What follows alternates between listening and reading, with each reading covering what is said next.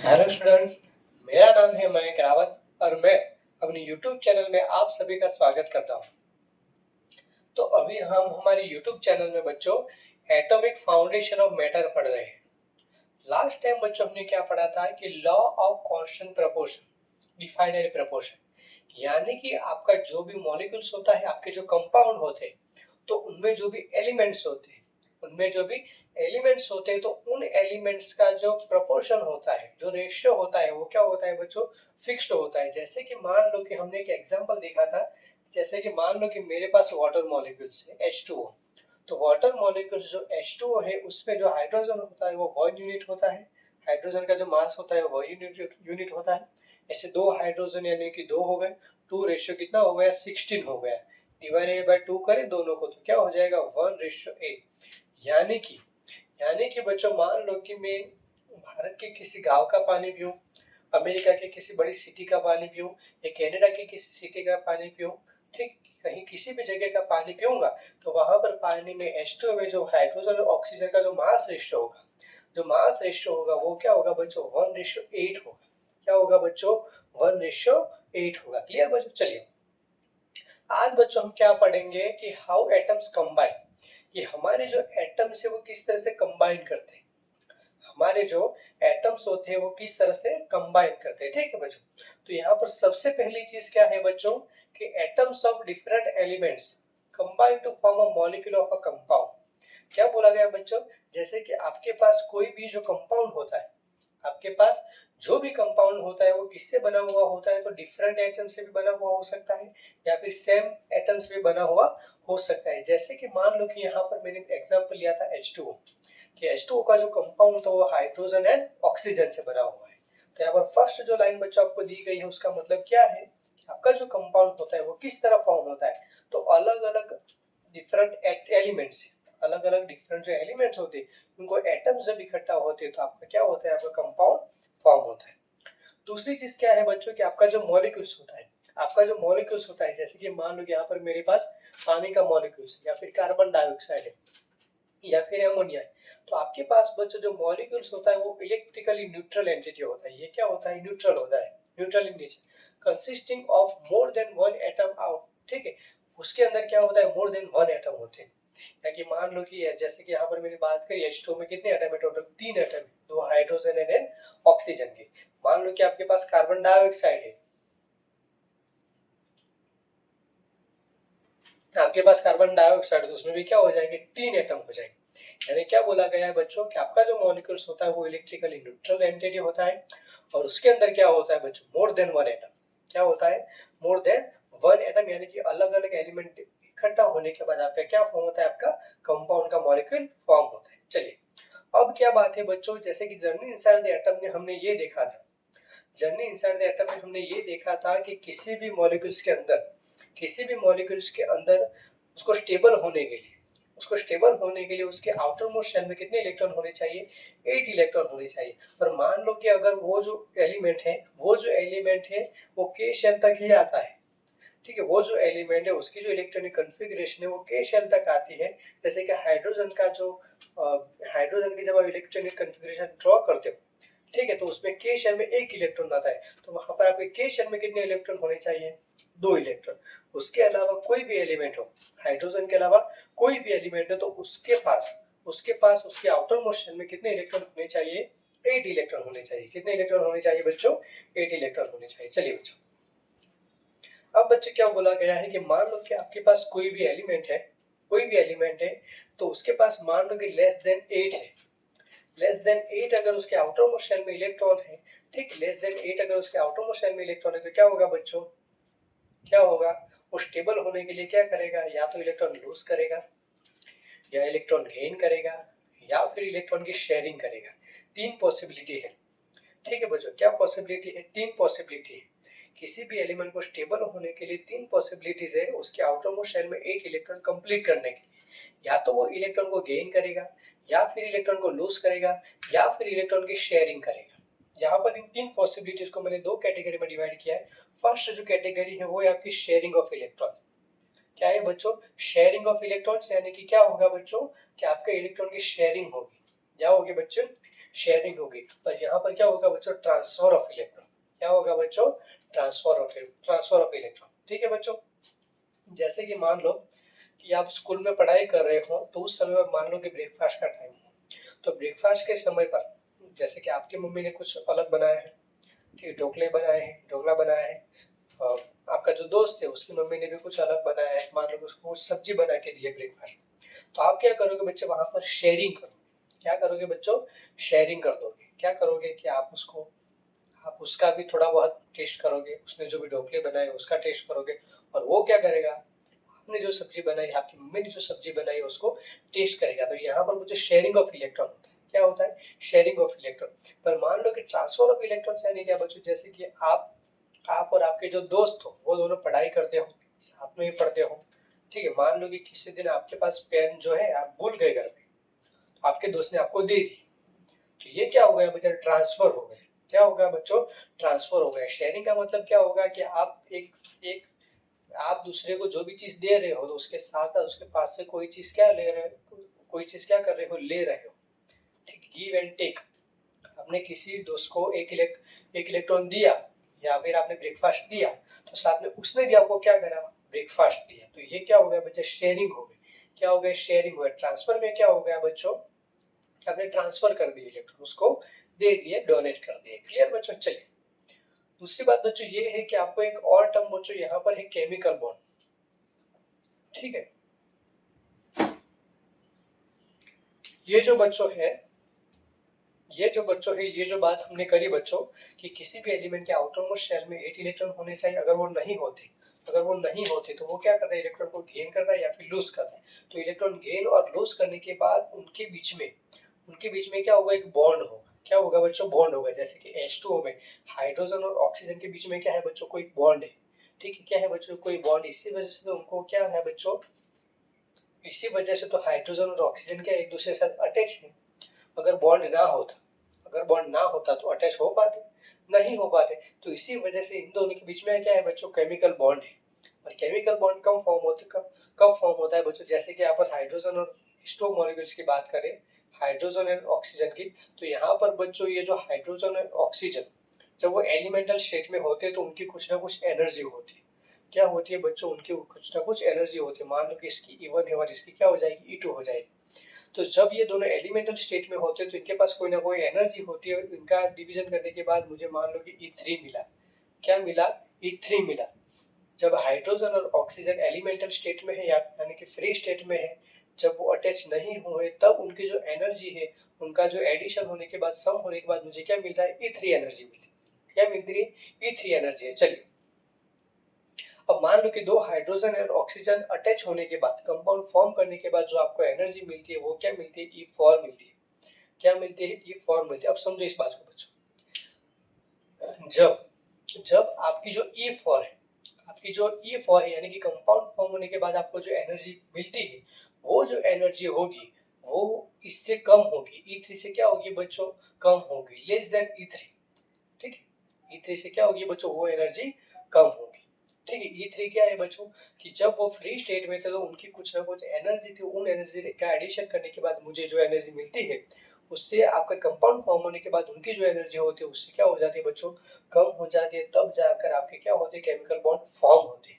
क्या होते हैं, केमिकल बॉन्ड फॉर्म होते हैं। ठीक है बच्चों, केमिकल बॉन्ड क्या है, तो डिफरेंट एलिमेंट्स को या फिर एक ही एलिमेंट्स को एक दूसरे के साथ अटैच करने के लिए जो भी बॉन्ड चाहिए, ठीक है, अटैच करने के लिए जो भी एनर्जी चाहिए, या फिर उन दोनों के बीच में जो भी बॉन्ड है या फिर जो भी एनर्जी है, उसको हमने क्या नाम दिया, केमिकल बॉन्ड नाम दिया है। क्या नाम दिया है, केमिकल बॉन्ड नाम दिया है। क्लियर बच्चों। चलिए, समझ आ गया बच्चों। आउटर मोस्ट शेल में, किसी भी एलिमेंट के आउटर मोस्ट शेल में मैक्सिमम कितने इलेक्ट्रॉन होने चाहिए, 8 इलेक्ट्रॉन होने चाहिए। ठीक है, अगर एक 8 इलेक्ट्रॉन नहीं है तो या तो वो इलेक्ट्रॉन को गेन करेगा या फिर इलेक्ट्रॉन को लूज करेगा या फिर शेयरिंग ऑफ इलेक्ट्रॉन्स करेगा। क्या क्या होगा कैटेगरी में, कौन कौन सी कैटेगरी, वो अभी हम देखेंगे। ठीक है, दो तरह के केमिकल बॉन्ड होते हैं। एक होता है शेयरिंग ऑफ इलेक्ट्रॉन्स, इलेक्ट्रॉन के शेयरिंग करने के बाद जो बॉन्ड फॉर्म होता है उसको हम कोवैलेंट बॉन्ड कहते हैं। और एक होता है ट्रांसफर ऑफ इलेक्ट्रॉन के, जिसको हम आयनिक बॉन्ड कहते हैं, कि जहाँ क्या होता है, इलेक्ट्रॉन का ट्रांसफर होता है। क्लियर बच्चों। चलिए चलिए, आज बच्चों हम शेयरिंग ऑफ इलेक्ट्रॉन्स पढ़ेंगे। समझते हैं शेयरिंग ऑफ इलेक्ट्रॉन्स क्या है।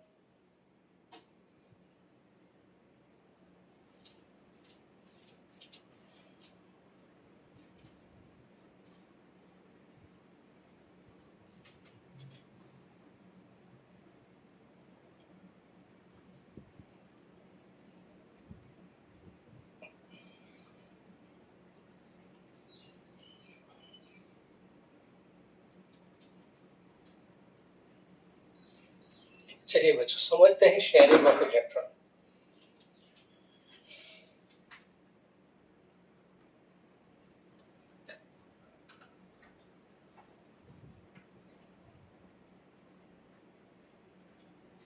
चलिए बच्चों शेयरिंग ऑफ इलेक्ट्रॉन्स कब होता है?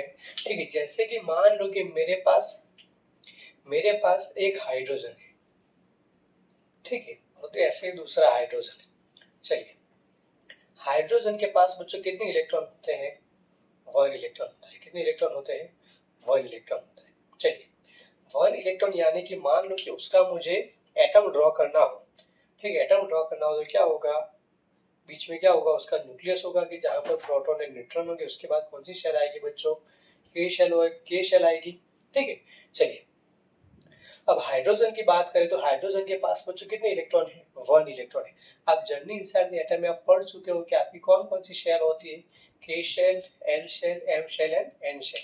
चलिए के शेल में आप मैक्सिमम कितने इलेक्ट्रॉन फिल कर सकते हो? 2 electron, 8 electron, 18 electron and 32 electron, यानी कि एन शेल में आप 32 इलेक्ट्रॉन फिल कर सकते हो। चलिए तो यहाँ पर क्या होता है बच्चों? हाइड्रोजन के पास एक इलेक्ट्रॉन है, यानी कि के शेल में वो कितने इलेक्ट्रॉन फिल करेगा? 1 इलेक्ट्रॉन। के शेल में कितने इलेक्ट्रॉन फिल करेगा? 1 इलेक्ट्रॉन। चलिए यहाँ पर दूसरे हाइड्रोजन का भी हम ड्रॉ कर देते हैं। आपका जो एटम है वो, ठीक है, दूसरे हाइड्रोजन के पास भी कितने इलेक्ट्रॉन है? 1 इलेक्ट्रॉन। चलिए इसके पास भी के शेल है।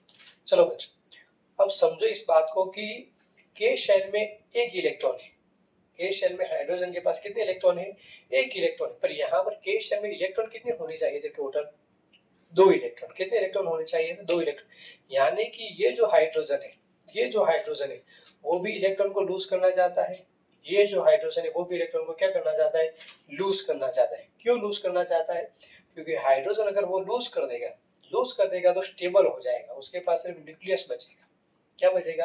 न्यूक्लियस बचेगा। ठीक है बच्चों, दो पॉसिबिलिटी है, या तो हाइड्रोजन क्या करे? इलेक्ट्रॉन को गेन करे या फिर इलेक्ट्रॉन को लूज करे।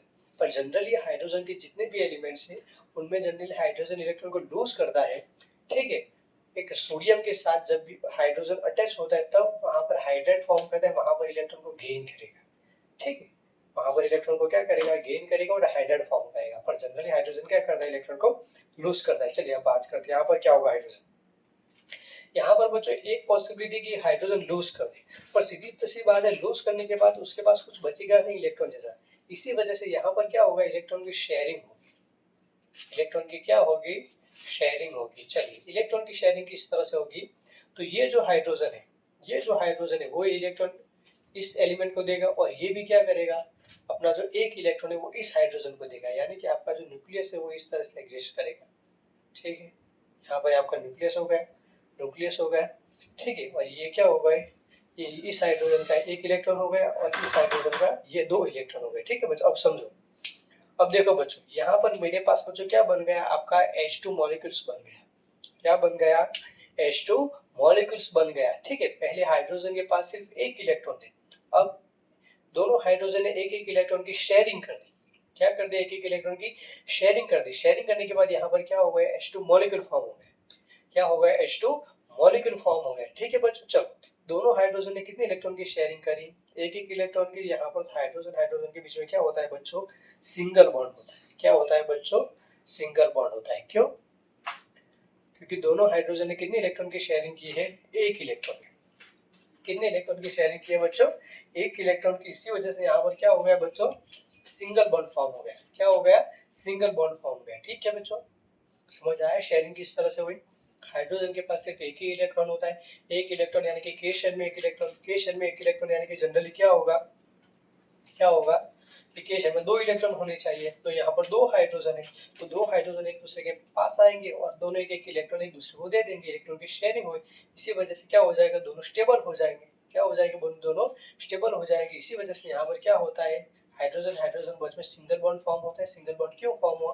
क्योंकि यहाँ पर जो एक इलेक्ट्रॉन है उनकी क्या होती है? शेयरिंग होती है। दोनों एक एक इलेक्ट्रॉन की शेयरिंग करते हैं, ठीक है बच्चों। चलिए नेक्स्ट बच्चों आपका फॉर्मूला है वो है क्लोरीन का। चलिए क्लोरीन की समझते हैं। यहाँ पर बच्चों कोवैलेंट बॉन्ड फॉर्म हो रहा है, इलेक्ट्रॉन की शेयरिंग से आपका कोवैलेंट बॉन्ड फॉर्म हो रहा है। चलिए क्लोरीन जो होता है बच्चों, उसके अंदर 17 इलेक्ट्रॉन होते हैं। कितने इलेक्ट्रॉन होते हैं? 17 इलेक्ट्रॉन होते हैं। ठीक है बच्चों, चलो सबसे पहले आता है आपका न्यूक्लियस। न्यूक्लियस के बाद आती है आपकी के शेल, उसके बाद आती है एल शेल, उसके बाद बच्चों कौन सी शेल आती है? K, L and M. K shell, L shell and M shell. चलिए, के शेल में कितने इलेक्ट्रॉन होते हैं? 2 इलेक्ट्रॉन होते हैं। एल शेल में मैक्सिमम कितने इलेक्ट्रॉन फील कर सकते हो? 8 इलेक्ट्रॉन फील कर सकते हो। 8 इलेक्ट्रॉन। एम शेल में 18 इलेक्ट्रॉन फील कर सकते हो। क्लोरीन के पास टोटल 17 इलेक्ट्रॉन है। 2 और 8 कितने हो गए? 10 हो गए, यानी कि कितने बचे? 7 इलेक्ट्रॉन बचे हो गए। 3 3 6 और ये क्या हो गया? 1 7 इलेक्ट्रॉन हो गए। चलिए बच्चों, ऐसा ही आपका दूसरा एटम आ जाएगा। क्या आ जाएगा? दूसरा क्लोरीन का दूसरा एटम होगा। ठीक है, K shell, L shell and M shell. ठीक है, चलिए के शेल के अंदर क्या होगा आपका? के, एल एंड एम। चलिए, 2 इलेक्ट्रॉन, 8 इलेक्ट्रॉन यहाँ पर आएंगे। 3 5 6 7 और 8 हो गए। चलिए, 7 इलेक्ट्रॉन है। 1 2 3 4 5 6 और 7 हो गए। चलिए, ये क्लोरीन का एक एटम है, ये दूसरा एटम है। चलिए बच्चों, अब क्लोरीन के बच्चों आउटर मोस्ट शेल में कितने इलेक्ट्रॉन है? 3 और 3 6 और 7। 3 और 3 6 और 7 यानी कि 7 इलेक्ट्रॉन। मैंने क्या कहा बच्चों? के शेल को छोड़ के बच्चों आपके पास कोई भी एलिमेंट हो तो उसके आउटर मोस्ट शेल में आप क्या देखोगे? 8 इलेक्ट्रॉन को कंप्लीट करने के लिए देखोगे। क्या देखोगे? 8 इलेक्ट्रॉन को कंप्लीट करने के लिए देखोगे। क्लोरीन के पास उसके आउटर मोस्ट शेल में 7 इलेक्ट्रॉन है। क्लोरीन के पास उसके आउटर मोस्ट शेल में 7 इलेक्ट्रॉन है, यानी कि वहां पर क्या होगा? 8 इलेक्ट्रॉन कंप्लीट करने। क्या करने? एक इलेक्ट्रॉन को कंप्लीट करना है। तो किस तरह से कंप्लीट होगा बच्चों? किस तरह से कंप्लीट होगा? तो मान लो कि ये जो दोनों क्लोरीन है, उन दोनों को एक एक इलेक्ट्रॉन चाहिए। अगर वो जो दोनों क्लोरीन है, मान लो कि वो एक एक इलेक्ट्रॉन का क्या कर दे? शेयरिंग कर दे। क्या कर दे? शेयरिंग कर दे। तो क्या हो जाएगा बच्चों? ऑक्टेट कंप्लीट हो जाएगा।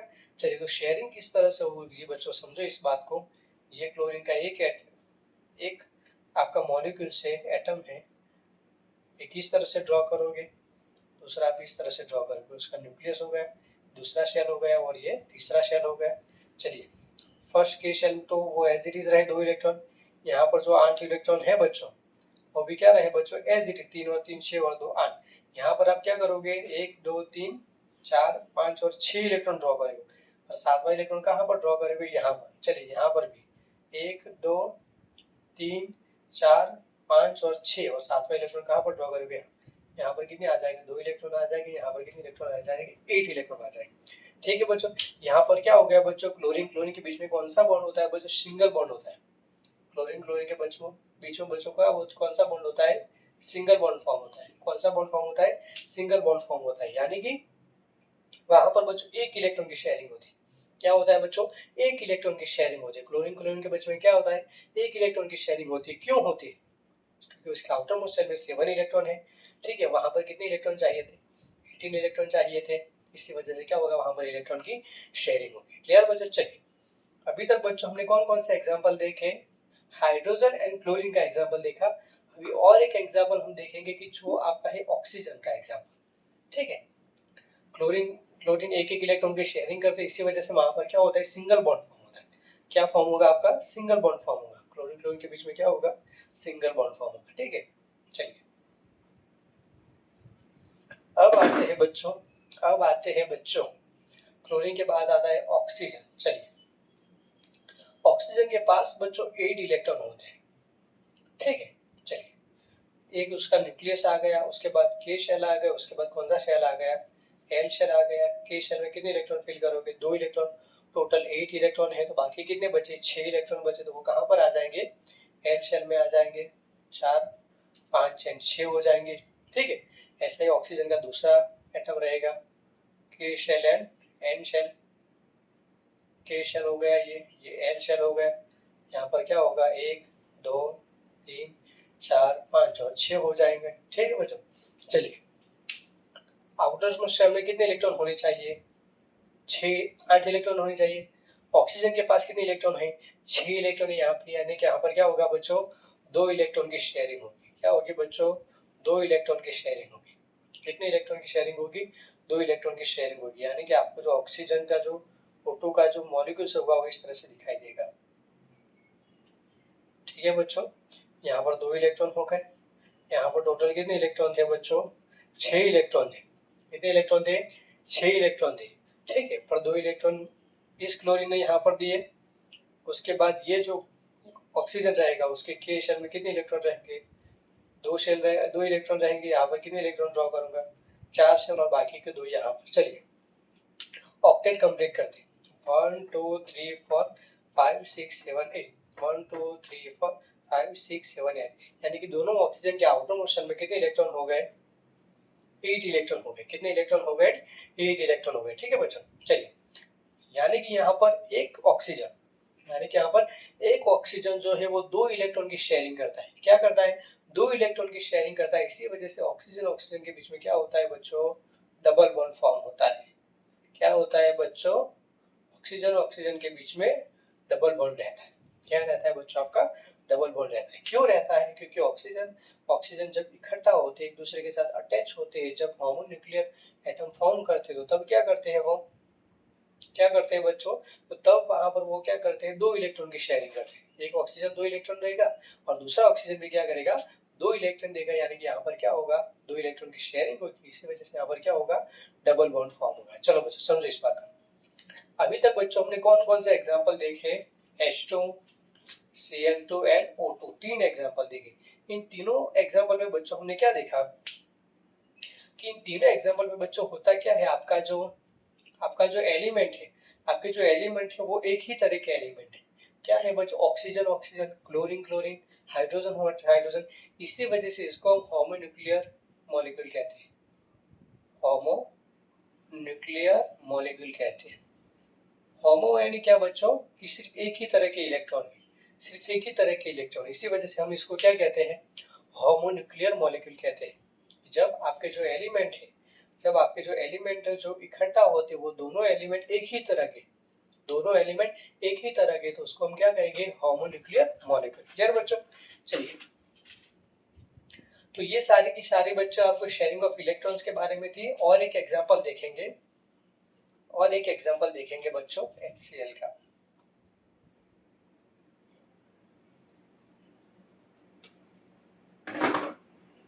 चलिए बच्चों HCl का एग्जांपल देखते हैं।